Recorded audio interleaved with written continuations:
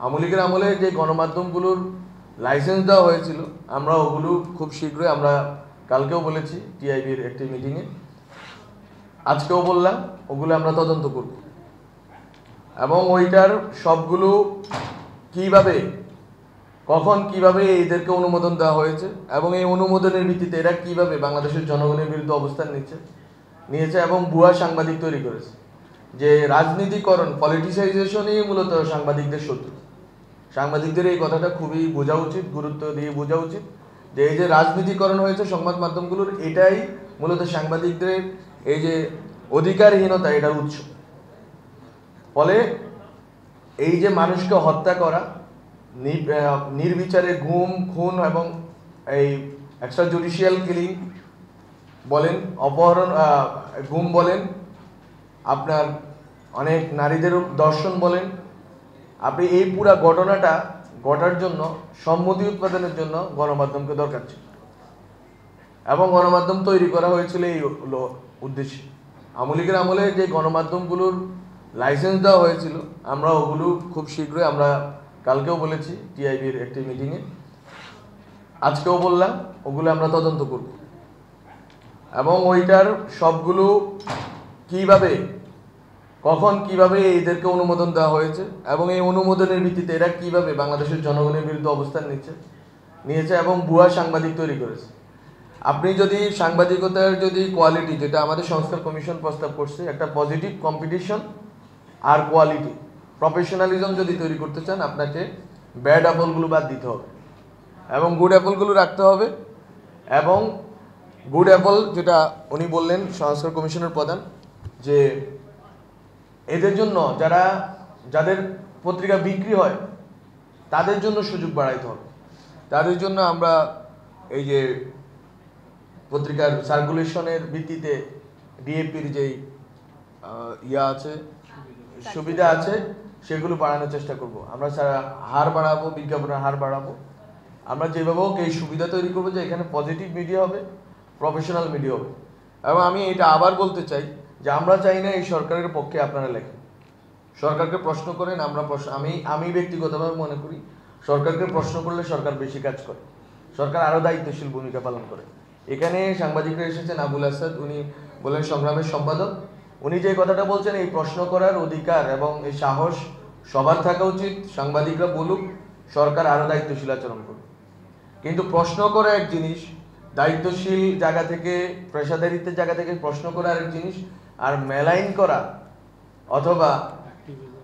অথবা সাংবাদিকতাটাকে একটা দলের একটা আদর্শের প্রোপাগান্ডা আকারে ইউজ করা, এটা আলাদা জিনিস।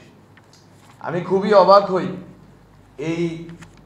এই সুযোগে বলতে চাই, কয়েকটি পত্রিকা জুলাই অভ্যুত্থান লেখে না, তারা লিখে জুলাই আন্দোলন। তারা বলে না যে জুলাই গণ অভ্যুত্থানের সরকার, তারা বলে পট পরিবর্তনের পরবর্তী সরকার, তারা বলে ক্ষমতার পট পরিবর্তন। এটার ইংলিশ জানেন? এটার ইংলিশ হচ্ছে রিজিম চেঞ্জ। রিজিম চেঞ্জ মানে হচ্ছে যেটা ইন্ডিয়ান ন্যারেটিভ, যে এখানে রেজিম চেঞ্জ হয়েছে, একটা রেজিম চেঞ্জ অপারেশন হয়েছে, এখানে 2000 লোক শহীদ হয় নাই, এখানে যা একটা চক্রান্ত হয়েছিল এবং হাসিনাকে উৎখাত করা হয়েছে। এটা কোনো সংবাদ মাধ্যম এটা করতে পারে না যদি তার ভিতরে একটু নৈতিক সাহস। আমরা এই সংবাদ মাধ্যম কিন্তু দেখেন আমরা বন্ধ করিনি, না ওই সম্পাদকরা আমি কল দিছি, না যারা লিখতেছে তাদেরকে আমরা কোনো কিছু বলছি, অ্যাপ্রিহেন্ড করছি, আমরা করব না। লেখেন, জনগণ আপনাদেরকে দেখে নিবে, যারা শহীদ ফ্যামিলি তারা আপনাদেরকে দেখে নিবে। আপনাদের সাহস হয় কিভাবে? আপনাদের চোখের সামনে ঘটেছে, এটা কয়েক বছর আগের ঘটনা না, কয়েক মাস আগের ঘটনা। আপনারা এই মানুষগুলো, এই শহীদ ফ্যামিলিগুলো এখনো বিচার পায় নাই, সেই বাস্তবতা আমরা দেখি। ট্রাইব্যুনাল আরেকটা করা হয়েছে এবং এইটা বিচার প্রক্রিয়ার জটিলতা বাংলাদেশে, এটা আমরা জানি। আমরা চাইলেই বিচার করতে পারি না। আর যদি বিচারের নামে আমি যদি ওরে গ্রেপ্তার করে একে ওকে ফাঁসিতে ঝুলিয়ে দিই, আমার সাথে তার আওয়ামী লীগের কোনো ডিফারেন্স থাকে না, আমরা ওইটা প্রক্রিয়া গাবো। কিন্তু এই যে সম্মতি উৎপাদনের যন্ত্র হিসেবে গণমাধ্যম এই কাজটা করতে পারে না। অভ্যুত্থানের বিরুদ্ধে এই 7-8 মাস পার হলো মাত্র, এখনই আপনি লেখা শুরু করছেন। এটা একটা আন্দোলন, নিছক একটা আন্দোলন, এবং এইভাবে লেখা 34 দিনের আন্দোলন। 34 দিনের আন্দোলনের পরে আমি পত্রিকাটার নাম বলবো না, ওরা সদর পেয়ে লিখে বেড়াচ্ছে এগুলো খুবই দুঃখজনক অভিজ্ঞতা আমি মনে করি। আপনারা ফ্যাসিবাদের পক্ষে সম্মতি উৎপাদন করেন না। আপনারা জনগণ যখন প্রতিবাদ করে, অবশ্যই এখানে মব ভায়োলেন্স হয়েছে এবং মব ভায়োলেন্সের বিরুদ্ধে আমরা অবস্থান নিয়েছি। কোনো সংবাদ মাধ্যমে আজ পর্যন্ত কোনো আঘাত করতে দেওয়া হয় নাই এবং সামনেও করতে দেওয়া হবে না।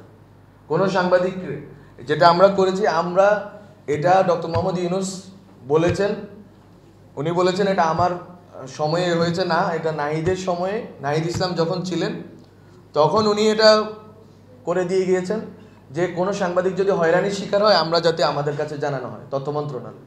আমরা কিন্তু এই লিস্টটা প্রণয়ন করেছি। 266টা মামলার কথা বলা হলো, কিন্তু আপনারা শুনতে পেলেন একজন সম্পাদকের বিরুদ্ধে 149টা মামলা হয়েছে। আমি শুধু জানতে চাই, গত 15 বছরে এই যে মামলা হলো, কয়েক হাজার মামলা হলো সাংবাদিকদের বিরুদ্ধে, কয়জন সম্পাদক লেখছেন? আমাদের কাছে প্রমাণ আছে। এখন তো ডিজিটাল যুগ, সবগুলো ফাইল তো আছে, সবগুলো পত্রিকা তো অ্যাভেলেবল আছে। কয়জন সম্পাদকীয় লিখেছেন, কয়টা রিপোর্ট বের হয়েছে যারা নিপীড়িত হয়েছেন এই সাংবাদিকদের নিয়ে, আমরা দেখব। এটা দেখা দরকার, জনগণকে এটা জানা দরকার। জনগণের অধিকার আছে জানার যে কারা ওই সময় চুপ করেছিল, কারা ওই সময় সরব ছিল। যে কথা বলতেছিলাম, আমাদের মন্ত্রণালয় থেকে যদি কোনো রকম হয়রানিমূলক মামলা হয় আমরা এই মামলাগুলো পর্যালোচনা করব। তথ্য মন্ত্রণালয়ের অধিকার নেই এটা মামলাগুলোর পর্যালোচনা করার।